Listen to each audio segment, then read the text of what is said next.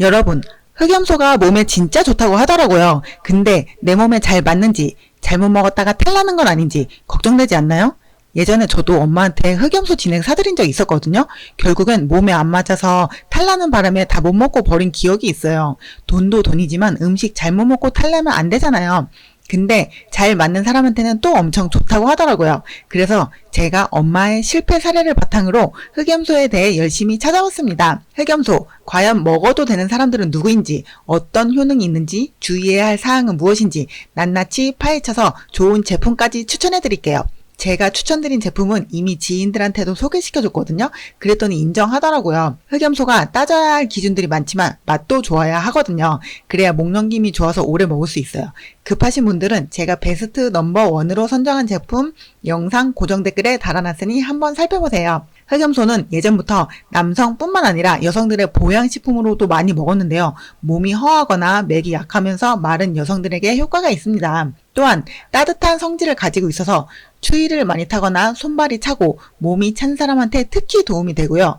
연로한 어르신이나 기력이 없고 몸이 쇠약하신 분들, 그리고 밤샘 공부를 하는 수험생, 밤 늦게까지 운전하고 피곤하신 분들, 뼈와 관절이 안 좋으신 분들에게도 흑염소를 적극 추천해 드립니다. 마른 체격이거나 소화기가 약하신 분들, 잔병 치레가 많다고 생각하시는 분들의 경우 섭취하시면 좋은 효과를 볼 수 있어요. 축산업계에서는 예로부터 임산부의 보양식으로도 염소고기가 소비되었고 회복기 환자나 어린이에게도 좋은 식품으로 추천하고 있습니다. 동의보감에서는 40살이 되기 전에 염소 3마리를 먹으면 기력을 회복하고 잔병치레 없이 살 수 있다는 말이 있을 정도로 흑염소 효능을 극찬하고 있어요. 그렇다면 저도 당장 먹어야겠는데요? 1980년대 이후부터 흑염소 요리가 보양식으로 대접받기 시작했대요. 본격적으로 흑염소 효능에 대해서 알아볼게요.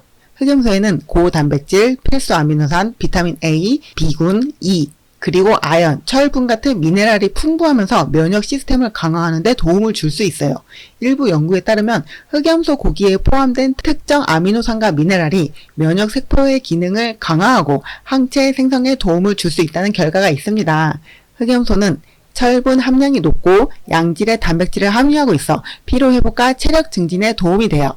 철분은 적혈구의 주요 구성 요소로 체내 산소 운반을 돕고 피로를 감소시키는 역할을 합니다. 또한 흑염소에는 불포화 지방산, 특히 오메가3와 오메가6 지방산이 함유되어 있어 혈액순환을 개선하고 심혈관 질환 예방에 도움을 줄 수 있어요. 아르기닌과 같은 아미노산이 혈관 확장을 촉진하여 혈류를 개선할 수 있다고 해요. 여러 동물 실험에서 흑염소 고기의 성분이 혈중 콜레스테롤 수치를 낮추고 고혈압 개선에 도움을 줄 수 있음을 보여주었어요. 뿐만 아니라 항염증 및 항산화 효과가 있는 여러가지 생리활성 물질을 포함하고 있어서 흑염소에서 추출한 단백질과 펩타이드가 항염증 작용을 한다는 연구 결과가 있습니다. 단백질 성분이 염증 매개체의 생성을 억제하고 산화 스트레스를 줄이는 데 효과적일 수 있다고 보고되었습니다. 칼륨, 인, 마그네슘과 같은 뼈 건강에 중요한 미네랄이 풍부하여 골다공증 예방과 뼈 건강 강화에 도움을 줄 수 있습니다.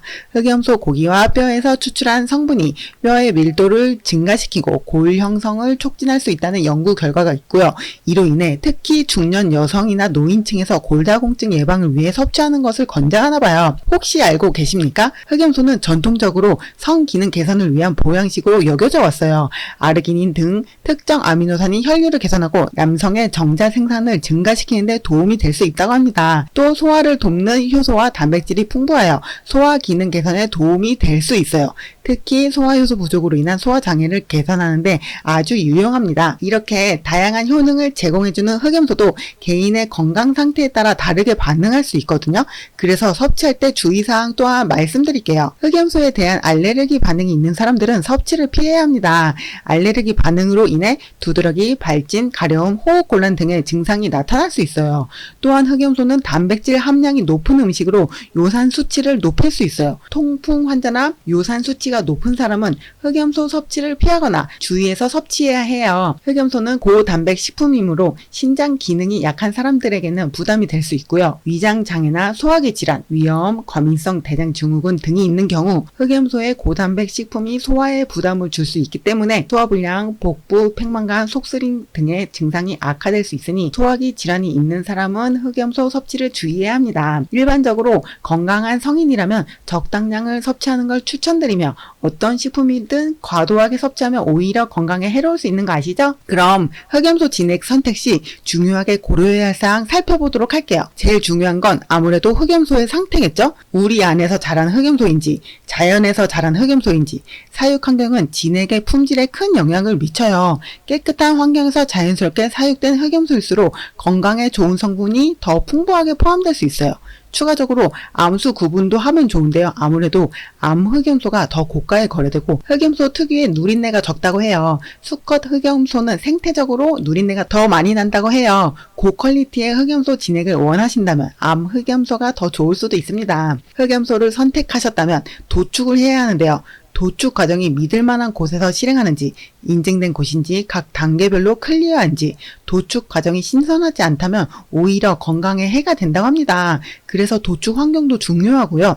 도축을 한 다음에 제조를 해야 되는데요. 제조 과정 또한 믿을 만한 제조시설, 제조를 한 다음에 소비자에게 공급하는데 위생적으로 자신 있는지 알아볼 게 너무 많네요. 굵직굵직한 것만 알아봤고요. 그 다음에 첨가물과 추출 방식 또한 중요한데요. 흑염소 진액엔 흑염소만 있는 게 아니라 그 외 약재료를 많이 첨가하게 되는데요. 그중 저는 정말 꼼꼼히 골라서 콘드로이친도 함유된 흑염소 진액을 찾았어요. 상어, 연골, 콘드로이친 아시죠? 관절 건강을 위한 보충제로 많이 드시는데요. 흑염소 또한 관절 건강을 위해 챙겨 드시는 분이 많으시니 일석이조 아닐까요? 뿐만 아니라 6년근 홍삼까지 함께 배합을 했더라고요. 여기서 중요한 건 흑염소 진액에 정말 많은 한약재를 넣고 추출하잖아요. 근데 요즘 중국산 한약재도 많기 때문에 같이 고려하시면 될 것 같아요. 많이 넣는다고 또 좋은 게 아니니까요. 그 외에 추출할 때 분쇄 추출로 6골까지 추출했는지 디테일하게 제가 한번 알아보았고요. 그 외에 해썹 인증 등 기본적인 건 다 충족하기 때문에 따로 설명 안 드리겠습니다. 제가 정말 고심해서 고른 제품은 고정 댓글에 있고요. 오늘은 흑염소의 놀라운 효능에 대해 자세히 알아보았는데요. 뭐든 꾸준한 섭취와 관리가 중요합니다. 오늘부터 흑염소 진액과 함께 더 건강하고 활기찬 삶을 꾸려보는 건 어떨까요? 더 자세한 정보와 제가 열심히 비교 분석해서 픽한 고품질의 흑염소 진액 제품은 영상 고정 댓글로 달아놨어요. 확인하시면 되고요. 여러분의 건강한 나날 응원드립니다. 구독, 알림 설정은 사랑입니다. 감사합니다.